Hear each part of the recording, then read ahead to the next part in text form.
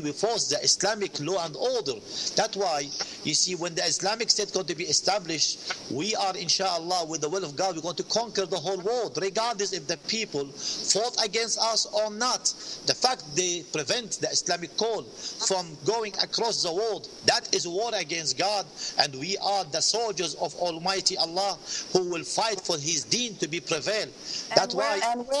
Okay, real quick, where in the Quran does it justify the 9/11 attacks? Because you use that as an example. Allah subhanahu wa ta'ala, said in chapter of Al-Baqarah, فَمَنْ اعْتَدَى عَلَيْكُمْ فَاعْتَدُوا عَلَيْهِ بِمِثْلِ مَا اعْتَدَى عَلَيْكُمْ. Whoever do transgression against you, retaliate on the same way. So USA did bomb Somalia and Sudan and Afghanistan and Pakistan before 9/11. So the Mujahideen retaliate back. So now you may disagree with that, you may agree with that. It's not the issues. The issues that is Al-Qaeda believe. They are in defensive positions. They are not in offensive position at all. Unless you think if they initiate the attack, mean they are in the offensive jihad. Offensive jihad, when the Islamic State established, we will conquer the whole world. And that is by the sword. Nobody said we will conquer by the world. The world will help people maybe in the beginning as a prerequisite condition to use the sword in order for the people to know about what Islam is carrying for them as a complete policy and prosperities for them. Islam is complete way of life. It was ruling system for 1300 years. It was approved, and Muslim and non-Muslim was living together throughout the Islamic Caliphate, throughout the Islamic history for 1300 years. But now, when we are speaking about what's going on today, we're speaking about, you see, a war against the oppressors, war against the occupiers. When we speak about Al-Qaeda or the Mujahideen, whether in Chechnya, whether in Palestine, whether in Iraq, whether in Afghanistan, whether even go all the way to the West, it was a war against occupiers of the Muslim land. Now, does not mean we're not going to conquer the world one day when we establish the Islamic power. We're going to conquer that. I have to cut you off because I have to turn it now over to Walid. We'll come back to you. Walid, give us your comments on this offensive versus defensive jihad and in its attempt to spread Islam. Well, it's always the excuse that they're defensive jihad.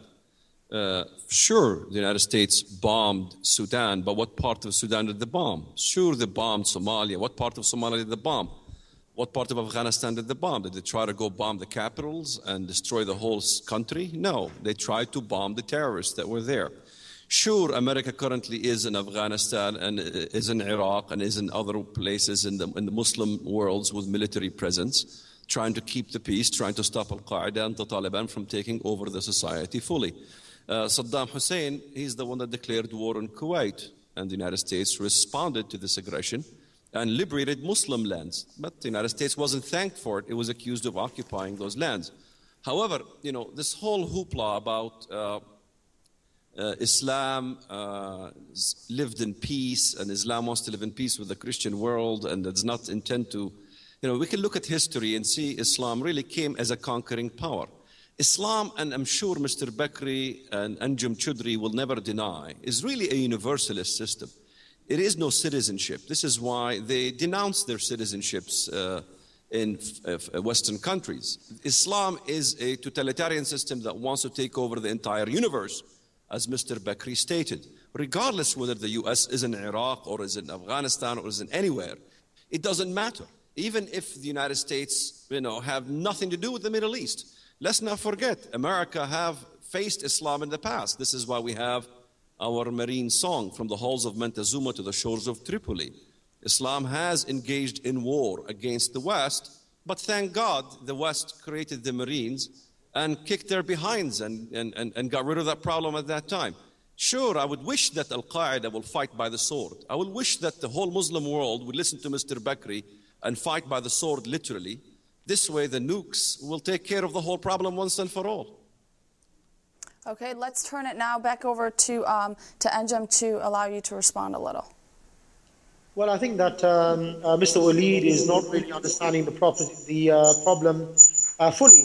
The fact is that the American establishment at the beginning of the current war, in fact in Iraq, I think in 2003, caused over 100,000 deaths in less than about 1 or 2 weeks. This was the largest number of people killed, innocent men, women, and children, as far as their own history takes them.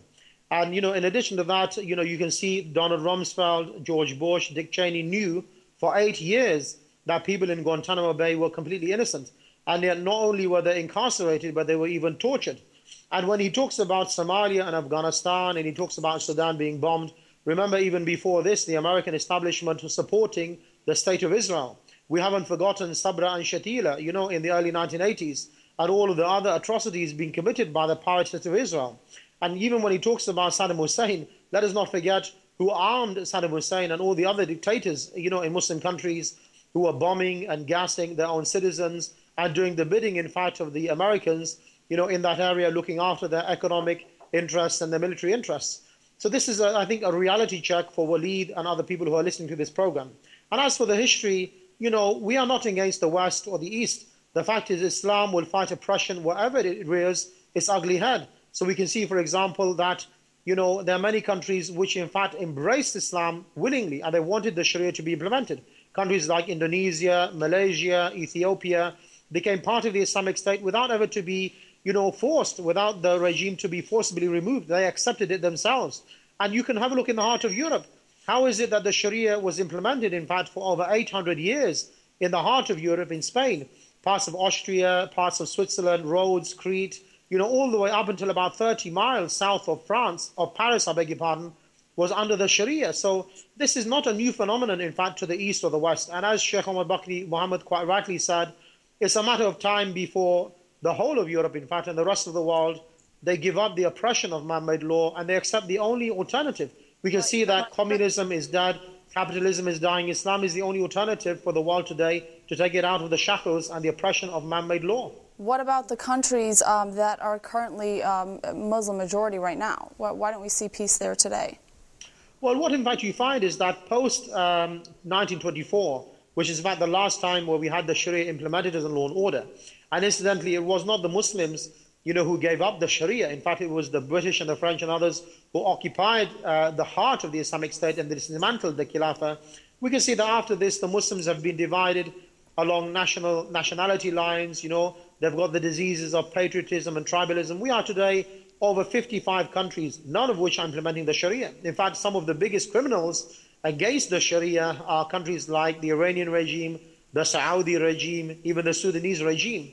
But because they implement, parts, if you like, of the penal code, parts of the social system, people believe that this is in fact the Sharia. But you need to look at the package as a whole. You need to provide the economic and social justice of Islam, provide the basic needs. Under the Sharia, the food, clothing and shelter will be for all of the citizens free of charge.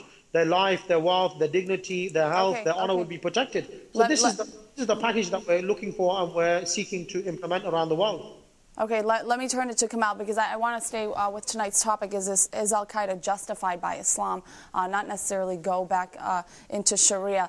Kamal, let me turn it over to you. But also, I want to sort of take the position on an American Muslim today that does not agree with the stance of both Omar and Anjem.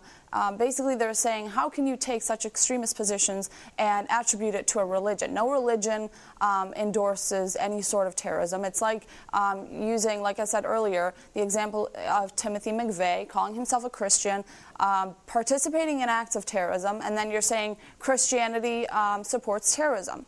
For that type of a Muslim, are we really sort of taking Al-Qaeda out of context sort of to represent Islam as a whole? Well, when you look at Islam in itself, we heard about, Futuhat al-Islamiyya, which is how Islam conquered by opening with the sword because, the world did not agree with them from very beginning. And now it was called, so the call was about to conquer the world, Aslim Taslim. So therefore, if you read the Christian world trend statistic, Islam count for over 270 million people being conquered and butchered by the sword of Islam in the name of what? And if you read and study Islam by itself, Islam, Sharia law, it tells you that as a Muslim, it is to be a slave to Allah. It is a religion of slavery. So therefore, as you are a slave and have to fend for yourself, like Brother Anjem, like Brother Omar, they're talking about all this, what's happening in Lebanon and what so have you. Many people have not lived in Lebanon. When you see what happened in Lebanon and how the massacre took place before before the Sabra and Shatila took place, it was the PLO. When we were the PLO, we went over there to Damour, we went to south of Lebanon, and there were hundreds of thousands of Christians butchered by the sword of Islam in the name of Allah, and we celebrate it, says Allahu Akbar. Allahu Akbar. Now we bring in about, to bring justice. How could we bring justice through Islam when Islam itself, in the Sharia law, there's no freedom of religion, freedom of speech, of thoughts, of artistic expressions, pictures, freedom from press. Muslim, if you are not Muslim, you become a kafir immediately. 97% of the Holy Quran, it's about the non-Muslim. So therefore, the whole world must be conquered according to Islam, not because of its peace or justice or because of the occupation. We have to look at what Anjem said. Look what happened in Spain.